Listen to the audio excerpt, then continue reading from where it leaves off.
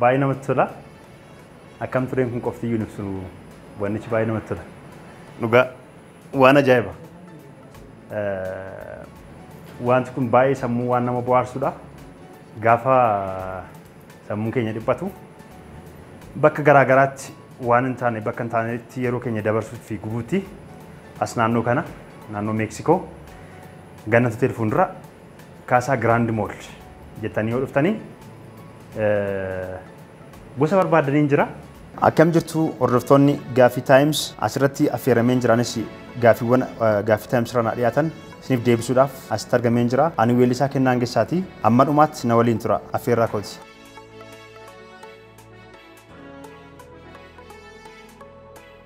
Gaaffiin tokkoffaan of barsiisi jedha.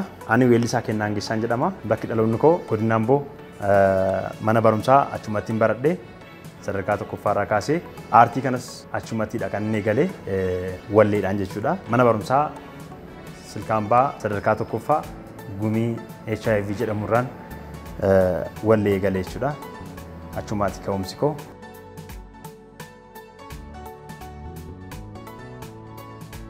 Eshi gaaffiin koo Kennaan weellisaa akkamiitii kan jedhudha. Ani gaafan of ibsu weellisaa lameenuu giddu galeessa jirudha jechuudha. Aadaas na weellisaa ammayyaas akkasumatti na weellisaa jechuudha. Lameenuu wal madaalchiseetan wal simachiseetan tarkaanfadhaa jechuudha. Akkasii jechuudha.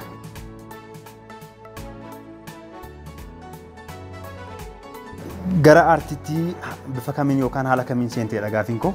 Gara aartiitti kan hin seene weellistoonni na dursan jiru kan akka Doktara Kabajaa Alii Birraa, Daawwitii Mokonnon jiru baay'een isaanii Abbabaa Bishuu hedduudha. Weellisaa keenya kabajamaa Hacaaluu Hundeessaatiin dabalatee baay'eedha. Egaa namman baay'ee dinqisiifadhee namman baay'ee hordofee jaaladhee yeroo baay'ee duuka bu'u Taaddalee Gammachuudha. Wallee isaa sirbuudhaani yeroo baay'ee mana barumsaa keessatti wallee isaa sirbuudhaani sanaanan gara walleetti yookaan gara weellisummaatti aartiitti dhufee jechuudha. Egaa namoonni tokko tokko gaafan weellisuu akkas gumii keessatti gaafa cufumsaa mana barumsaa sagantaan jira hundi keenya hin beekne jedhee yaada. Egaa namni sadarkaa sana hin darbine hin jiru. Gaafa dhuma manni barumsaa cufamu waan dandeettii qabnu hundi keenya iyyuu inni hirmaanna gaafa mana barumsaa cufama dhumaa gaafa kaardii jechuudha. Anis iddoo sanatti argamuudhaan nan sirbaa jechuudha sirboota namoota ammas niin jedhee kana sanaan namoonni tokko tokko dandeettii koo naaf ibsu jabaadhu gara fuulduraatti itti ciminaan jedhu anis sanuma qabadhee tan dhufee kunoo har'a as jira jechuudha Gaaffii Times irra.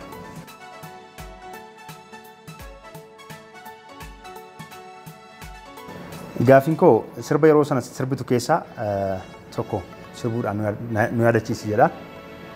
Jirbiinis kan warra laaloo yoo hiddine maal qabaa alaabaa keenyatti yaadoo yoo sirbine maal qabaa taltallee bishaan haroo qilleensatu kaachisaa siif jedhee manaa baheetan bineensaan of nyaachisaa taltallee bishaan haroo qilleensatu kaachisaa siif jedhee manaa baheetan bineensaan of nyaachisaa.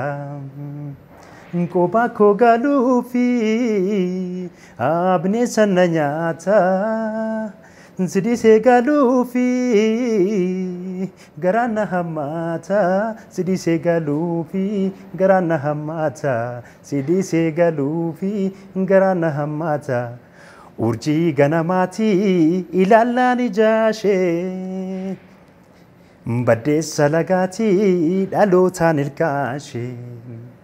Dugda ishee irra ciisaa rifeensi mataa ishee Keessumayyuu mucaan kan koomeef miilaashee eessuma argata laata abbaan shifaatishee eebbiseetu huume hundumaa dhannaashee eessuma argata laata abbaan shifaatishee eebbiseetu huume hundumaa dhannaashee. Galatooma.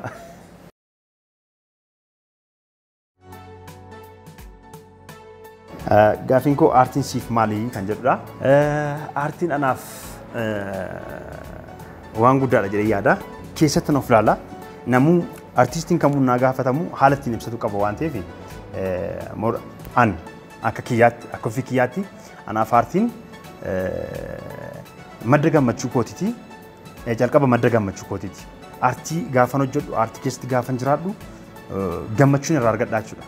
Sanarraan darbeeti saba gammachiisee aadaa koo beeksisee aadaa koo addunyaatti ittiin beeksisee ittiin illee gadda galii godhachuudhaaf kan ittiin tarkaanfadhu jechuudha. Jalqaba garuu aartiin siif maali kan jedhu anaaf madda gammachuu kootiin jeetan ibsadha. Madda ittiin aadaa kiyya ittiin mul'ifadhu baasee quuqqaa garaa kootii ittiin ibsadhu anaaf waan baay'eedha jechuudha.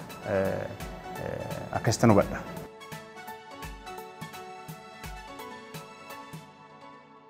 Gaafiin koo aartii fi qabeenya yookaan abbaa qabeenyummaa itti wal bira qabanii kamiin filatta kan jedhudha. Lameenuu jibbamu. Lameenuutu jiraate gaariidha. Namni qabeenya jibbu hin jiru. Garuu ani aartiin filadha. Akkuman dura jedhe gaafii koo jalqabaa irratti aartiin anaaf madda gammachuu, madda quuqqaa garaa kootii, madda ittiin aadaa koo ittiin ibsadhu waan hin jedhee ibsadheef kanaafuu qabeenyummaan sun hafee anaaf aartiin isa jalqabaatti jedhee tan filadhaa jechuudha.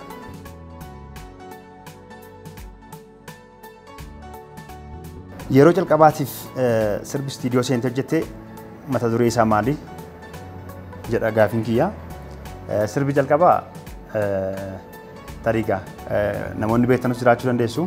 Naaf kottuudha sirba aadaa Harargeeti. Shaggooyyee naaf kottu jedhama.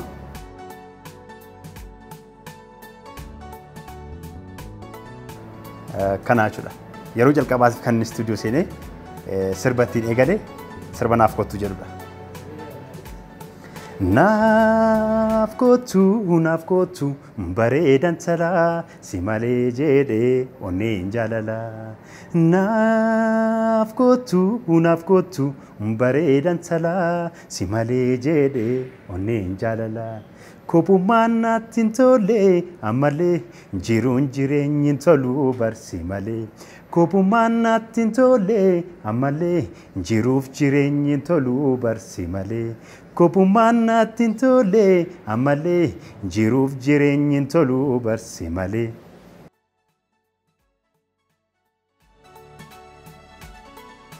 Gaafiin koo yeroo jalqaba istiidiyoo seentu mudannoo si mudatee nuuf ibsedha. Mudannoo waan baay'eedha. Namni hundumtuu bakka duran turre gaafa bakka kaayyoo sana dhaqqabu waa hedduutu jira. Sodaan jira. Sodaan jira. Aamlee illee barbaada. Garuu ana waan addaatti waan nan jedhee yaadamtu hin jiru. Maaliif sababiin isaa yeroo dheeraa baandii keessatti dabarseen jira. Xiqqoosi ekspiraansiin jiraachuudha waan hedduu hin beekaa. Guutumaan guutti ta'uus baatu amma tokko nan hubadhaa jechuudha. Akkas naaf asirratu wanti addaa na mudate jedhu hin jiru. Garuu sodaan jira. Tariidha akkam ta'a laata sagaleen koo gaafan sirbu dhagahee waan hin beekneef akkam ta'a laata kaasettatti waan ta'etti akkasitti waa dhagahee hin beeku waan ta'eef sodaa hedduutu jira. Amma sirbi sun achii bahee yookaan sagalee koo amma hin deebisee dhaggeeffadhutti waan akkasii kana jira jechuudha. Chaalenjiin isaa guddaadha. Baay'ee saffisaan amma sagalee kee dhageessutti waan qabattee deemti sana dhangaa qabattee deemti sana achi gootee isaan deebisanii ammas dhageessanitti baay'ee muddama addaati jechuun nan danda'a jechuun dhageettii sagalee kee sana dhaga'uudhaaf baay'ee mooraaliin achitti illee argachuudhaaf tattaafattu cimaadha jechuun akkasitti ibsaa jechuudha. Gaafiin koo isteejii irratti yeroo hojjettu maaltu si mudatee beekaa jedha. Isteejiin kun kan halkanis kan guyyaas jira waan ta'eef kan halkanitti waan baay'eetu jira. Namoota gosa adda addaatu jira waan ta'eef nama sana hundumayyuu akkuma amala isaatti kan si dhiibus jira, kan ofiisi qabu jira, hundumtuu akkuma waa hordofutti waa hundayyuu ilaalee hiika waan ta'eef waan hedduutu jira jechuudha. Sana artiistiin kan uummataati waan ta'eef ija gaariinis dhufe kunuunsitee ofirraa deebista. Isa immoo ija hamaanis dhufe immoo akkuma sanatti ofirraa deebistaa jechuudha. Haaluma gaarii ta'e artiistiin kan uummataa amma jedhametti isa badaas isa gaariis lameeniyyu madaalliidhumaan hin godhama. Mudannoon addaa nan qaba jedhee kan yoonaa seenatti tolu kan guyyaati. Guyyaa isteejii addaa tokko jira. Qophii sanarratti miidiyaa tokkotu maqaan dha'u. Ani nama dhuunfaatu achitti na affeere. Nama dhuunfaa gaafan jedhu artiistii sanatu achitti na affeere jechuudha. Sirba sana isa faana kan hojjedhuufi walirkaa fuunee hojjennaa.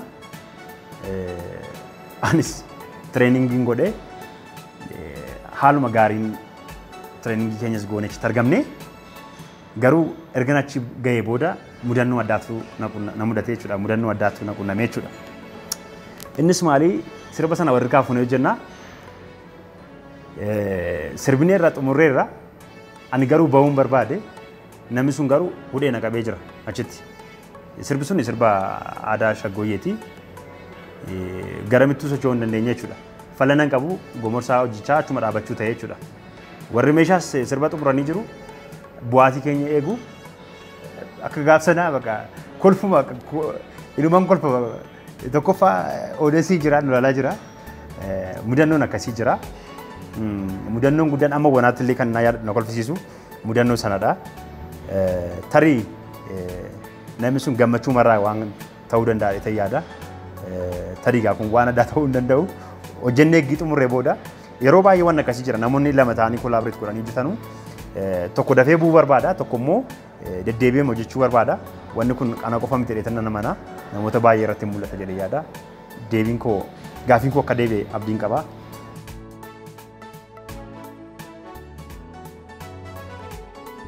Gaafiin koo akkas jedha kan ammaa kuni weellisummaa keetti fayyadamtee nama gowwoomsitee beekta. Mataa sadhasa akka ta'uun olle isa ta'uun ollooti kun ani godheen beeku. Amman beekutti amman of beekutti weellisummaa kootti maxxanee yookaan ogummaa koo kanatti maxxanee ogummaan kun jechuun akka ittiin uummata kootiin aadaa isaa mul'isuu fi ofillee akka gammachiisuu fi kukkaa garaa kootii akka ittiin ibsadhochaan ture. Garuu kana keessatti weellisummaa kootti maxxansee nama gowwoomseera jedhee namanus yaadus. Fuuldurattis ta'e kan nama wanaattis gonkumaa.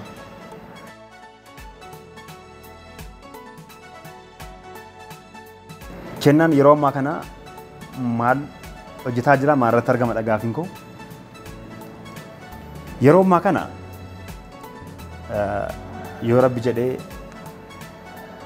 biyyi keenyas tasgabbaa'ee uummanni keenya kunis haala amma irra jiru kanarraa Rabbi gargaaree gara tokkotti deebinee rakkoon kun kan duraa furamtuu taate albama guutuu qabadhee dhufaan jira. Yeroo dhiyootti immoo akkasumattis sirba baaqee tokko viidiyoon isaa dalagamee yeroo dhiyoo kana keessatti torban dhufu kana keessatti sin baay'ee jireetan eegaa jira. Zee reekoord dhaabbata jedhudha. Guutumaan guutuutti produce godhee kan hojjete. Albama immoo dhaabbata tokko faana walii galee jirra. Yeroo ammaa kana ibsuun barbaadu. Sababbiin isaa xumurree jirra. Walii galtee nama raawwatamnetti dhaabbata kana ibsuun barbaadu. Garuu yeroo dhiyootti albama dursuudhaan sirba baaqee tokko akkan uummata koo qaalii Oromoo biraan ga'u tattaaffii guddaadhaan jira. Ittis nan amanaa godhaas nan jira jedheetan. Kanaan naaf adeebi'u.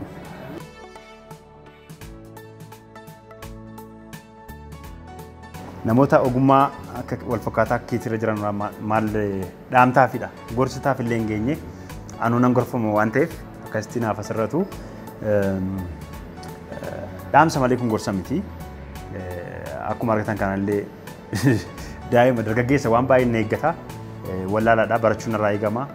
Warreen na caalan irraa ogummaanis ta'e umuriidhaan waan nan jechuu barbaadu garuu artiistiin Oromoo kamtiyyuu inni xiqqaanis inni guddaanis artiistii wal barbaade, artiistiin wajjin hojjete, artiistiin wajjin guddate saba isaafillee waa in fida.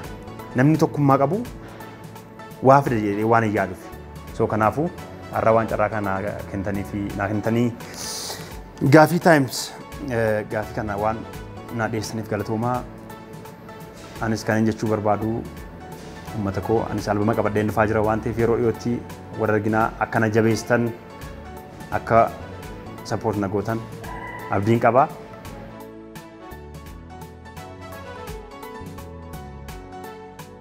Dhumarratti waan jechuu barbaadu mana bareedaa kana fakkaatu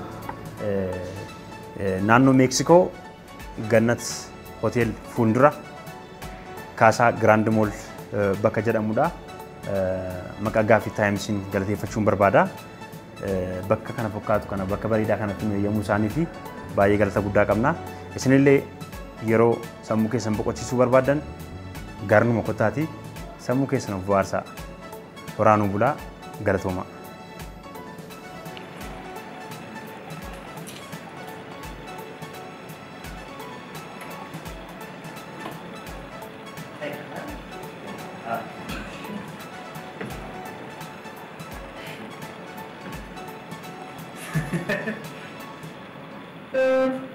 Vaya. Ya. No te canté yo.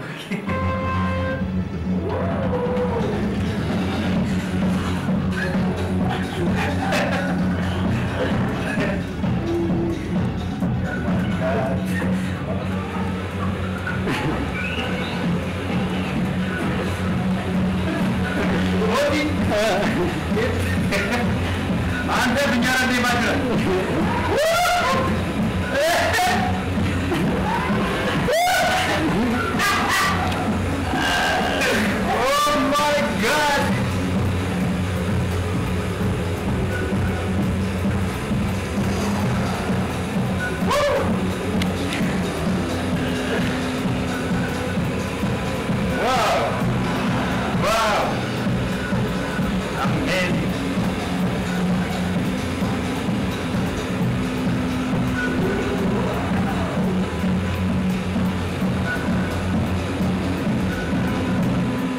Ajaib auntie. Nama nafsu.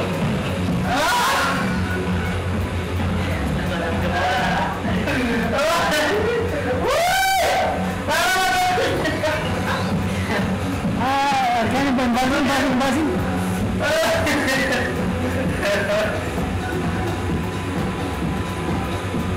Dia jangan pokali. Dia tadi. Dia jangan pakai kawan. Ampun tu. Ampun tidak lanjut apa? Gak nanti. Jimat gini.